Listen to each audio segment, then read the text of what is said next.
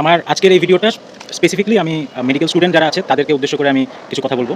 তো এখন 2025 সালে এসে আমরা যদি আর্টিফিশিয়াল ইন্টেলিজেন্সকে স্মার্টলি ব্যবহার না শিখি তো সেটা আসলে অনেক বোকামি হয়ে যাবে। তো মেডিকেল স্টুডেন্টদেরকে নিয়ে কেন, কারণ মেডিকেল স্টুডেন্টদের মানে আমি যখন স্টুডেন্ট ছিলাম আমাদের কিন্তু যথেষ্ট পড়াশোনা করতে হয় এবং দিনে ধরেন 24 ঘন্টার মধ্যে আমার দেখা যেত 16 থেকে 17 ঘন্টা আমার ডেইলি পড়াশোনা করাই লাগে। এখন পড়াশোনা যদি আমরা এখন স্মার্টলি করার সুযোগ পাই তাহলে আমরা কেন সেটা কাজে লাগাবো না।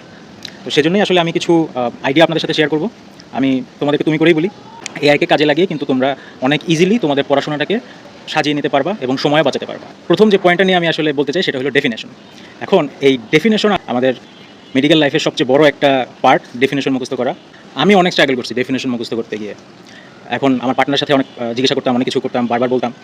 আর অনেক ডেফিনেশন আছে যেগুলো আমি বুঝতামই না। তখন দেখা যেত যে অক্সফোর্ড ডিকশনারি খুঁজো, অন্য একটা বই খুঁজো, সিনিয়র ভাই ব্রাদারকে জিজ্ঞাসা করো। একটা টপিক বোঝার জন্য আমাকে অনেক দিন ওয়েট করা লাগতো।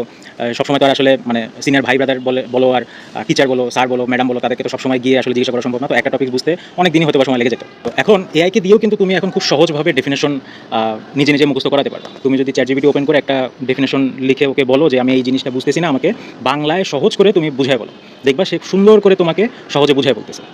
আবার এটাও করতে পারো, একটা ডেফিনেশন ধরো তোমার মনে হচ্ছে যে অনেক বড়, তো এবং এটা পুরাটা মুখস্থ করতে অনেক সময় লাগবে, তুমি সেটাকে একটু গল্পের মাধ্যমে বলো যে চ্যাটজিপিটিকেই বলো যে আমাকে এই ডেফিনেশনটা একটু গল্প আকারে সাজায় দাও যাতে আমি মনে রাখতে পারি, বুঝতে পারি। কারণ অনেকে আমরা কী করি, আমরা যখন কোনো কিছু পড়ি আমাদের কোনো জিনিস মনে রাখতে আমরা যদি কোনো রূপক চিন্তা করি বা কোনো গল্প হিসাবে চিন্তা করি আমাদের কিন্তু ইজি হয় মনে রাখার জন্য। সেই কাজটা কিন্তু তুমি চ্যাটজিপিটিতে করতে পারবা। এটা ছিল 1 নাম্বার। সেকেন্ড যেটা আমি বলবো সেটা হলো টপিক আন্ডারস্ট্যান্ডিং। অনেক কঠিন কঠিন কঠিন কঠিন টপিক আছে যেগুলো আসলে মাথায় ঢুকে না, মাথায় একদমই ঢুকে না এবং মুখস্থ ছাড়া আর কোনো অপশনই থাকে না। আমি যেটা বিশ্বাস করি, যতক্ষণ না তুমি কোনো জিনিস ভালোভাবে বুঝবা ততক্ষণ পর্যন্ত সেই জিনিসটা সারা জীবন মনে রাখা সম্ভব না। তুমি যদি কোনো টপিকস বুঝে পড়ো তাহলে সেটা সারাটা জীবন তোমার মনে থাকবে। সেই কাজটাও তুমি চ্যাটজিপিটির হেল্প নিতে পারো। তুমি ধরো কথার কথা প্যাথোফিজিওলজি অফ হার্ট ফেলার, এই টপিক্স বুঝতেছো না, এই টপিক্স তুমি চ্যাটজিপিটিকে জিজ্ঞাসা করো আমাকে খুব সহজে বাংলায়, একদম ধরো আমি 5 বছরের বাচ্চা, আমি ধরো 10 বছরের বাচ্চা, আমি কিচ্ছু বুঝি না, আমাকে এটা বুঝায় দাও, তাহলে দেখবে সে সুন্দর করে তোমাকে ব্যাপারটা বুঝায় বলবে। এরকম তুমি টপিক এক্সপ্লেনেশনের ক্ষেত্রে কিন্তু এআই এর হেল্প নিতে পারবা।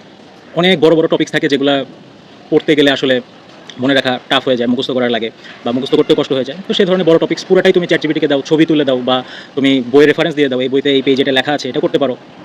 বা তুমি যা ছবি তুলে দিলে আমাকে, তারপর বললা যে আমাকে এই জিনিসটা একদম সহজ ভাষায় এক্সপ্লেন করে দাও, আমি কিচ্ছু বুঝতেছি না, আমাকে বুঝিয়ে দাও। দেখবা সে সেকেন্ডের মধ্যে তোমাকে বুঝিয়ে দিচ্ছে, তোমার পড়ালেখা, তোমার সময় অনেক বেঁচে যাবে। এবার আমি যে টপিক্স নিয়ে আলোচনা করবো সেটা হলো অ্যাক্রোনিম, বা ধরতে পারো কোনো ফর্মুলা, বা ধরতে পারো সূত্র বা কবিতা বা ছড়া। কেন বলতেছি, আমাদের কিন্তু অনেক অনেক টপিক আছে যেখানে 10 থেকে 12টা পয়েন্ট মুখস্থ করা লাগে। কথার কথা ক্রেনিয়াল নার্ভ। আমার আমি যেটা করতাম যে আমি সূত্র আকারে মনে রাখার চেষ্টা করতাম। আমি একটা সূত্র বানাতাম নিজে নিজে এবং সেই সূত্র বানাতে সময় লাগতো। তারপরে হচ্ছে আমি সেই সূত্রটা মনে রাখতাম এবং সেই সূত্র অনুযায়ী আমি পরে সেটা রিটেন পরীক্ষা আসলে লিখতাম। তো আমার মতো এরকম অনেক আছে যারা সূত্র মনে রাখে, কেউ কেউ হয়তো বা ছড়া মনে রাখে, বা ছড়া আকারে বা কবিতা আকারে মনে রাখতে পারে, বা প্রত্যেকটা শব্দের প্রথম অক্ষরগুলোকে কাজে লাগিয়ে, প্রথম অক্ষরগুলোকে সাজিয়ে অ্যাক্রোনিম বানিয়ে মনে রাখতে পারে। সেই হেল্পটাও কিন্তু তুমি চ্যাটজিপিটি থেকে নিতে পারবে। 10 থেকে 12টা পয়েন্ট মনে রাখা লাগবে, তুমি চ্যাটজিপিটিকে সেই পয়েন্টগুলো দাও, দিয়ে বলো আমাকে এটা নিয়ে একটা ছড়া, এটা নিয়ে একটা কবিতা, এটা নিয়ে একটা অ্যাক্রোনিম, যেটাই তোমার সুবিধা তোমার মনে রাখার জন্য বানাও, সে তোমাকে কিন্তু বানা দিবে এবং সেটা তুমি পরে মনে রাখলা, তুমি মুখস্থ করলা। এরপরে একটা যে টপিক নিয়ে আলোচনা করবো সেটা ধরো ক্লাস নোট।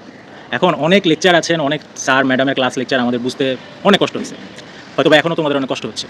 তুমি নোট করে রাখলা, নোট করে চ্যাটজিপিটিকে বললা এই যে হচ্ছে আমার নোট, এই নোটটা দিয়ে তুমি আমাকে বুলেট পয়েন্ট আকারে সাজিয়ে দাও, জাস্ট আমি মেইন পয়েন্টগুলো মনে রাখবো, পরীক্ষার খাতায় বা ভাইবা বোর্ডে আমি এটাই অ্যান্সার করবো। 5 নম্বর যেটা আমি বলবো সেটা হলো প্র্যাকটিস ফ্রেন্ড।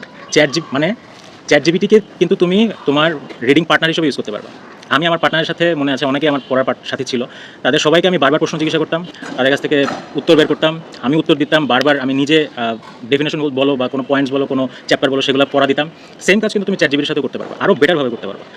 সেটা হলো তুমি ওকে বলবা যে আমি এই টপিক্সটা আজকে পড়ালেখা শেষ করলাম, আমি এটা মুখস্থ করছি, আমাকে এই টপিক্স নিয়ে তুমি প্রশ্ন করতে থাকো। সেটা এমসিকিউ হতে পারে, লং কোয়েশ্চেন হতে পারে, শর্ট কোয়েশ্চেন হতে পারে, সেটা তুমি জিজ্ঞাসা করলা। তারপর তুমি দেখলা তুমি উত্তরগুলো দিতে পারো কিনা। যদি ধরো উত্তর দিতেও পারতেছো না, একদম জানোই না, তোমার বইয়ে লেখা নাই, সেটাও তুমি চ্যাটজিপিটিকে জিজ্ঞাসা করো, নতুন একটা পয়েন্ট কিন্তু তুমি জেনে যাবে। ঠিক আছে, এভাবে তুমি রিডিং পার্টনার হিসেবে কিন্তু চ্যাটজিপিটিকে ইউজ করতে পারবে। এই যে পয়েন্টগুলো বললাম, এটা বলার উদ্দেশ্য হলো এআইকে তোমরা যদি স্মার্টলি ইউজ করা শিখো তাহলে তোমাদের পড়ালেখা কিন্তু অনেক সুবিধা হয়ে যাবে। আমি যদি আজকে মেডিকেল স্টুডেন্ট হতাম এবং এআইয়ের অ্যাক্সেস পেতাম, আমি এই কাজগুলোই করতাম, আরও অনেক কিছু করতাম, মাত্র আমি 5টা পয়েন্ট বললাম। তো আশা করি বুঝতে পারছো যে আমার বলার মেসেজটা, উদ্দেশ্য এটাই যে চ্যাটজিপিটি বা এআইকে স্মার্টলি ইউজ করা শিখো, যাতে তোমার পড়ালেখাও সুবিধা হয়, তোমার সময়কেও তুমি কাজে লাগাতে পারো, এআইকে স্মার্টলি ব্যবহার করা শিখতে পারো। তুমি মেডিকেল স্টুডেন্ট হয়েছো বলে যে গাধার মতো খালি পড়তে থাকবা মুখস্থ করতে থাকবা, ব্যাপারটা কিন্তু এরকম না। তুমি চেষ্টা করবা স্মার্টলি পড়ার, যাতে তোমার পড়া অনেক সহজ হয়, তোমার আশেপাশে ফ্রেন্ড সার্কেল যারা আছে তাদেরও পড়ার অনেক ইজি হয় এআইকে দিয়ে তোমরা স্মার্টলি ব্যবহার করা শিখো, যাতে পরবর্তীতে তোমাদের পড়ালেখা, ডাক্তারি বিদ্যার যে পড়ালেখা সেটা আরও ইজি যাতে তোমাদের কাছে লাগে। তো এই মেসেজটা দেওয়ার জন্য আসলে আমার এই ভিডিওটা। যদি এই ভিডিওটা ভালো লাগে থাকে তাহলে অবশ্যই শেয়ার করবা তোমার ফ্রেন্ড সার্কেলের সাথে, তোমার গ্রুপে, যাতে সবাই একটা আইডিয়া পায়, ইউজ করা শিখে। এবং আমার এই ভিডিওতে লাইক, শেয়ার এবং কমেন্টস করতে কিন্তু ভুলবা না।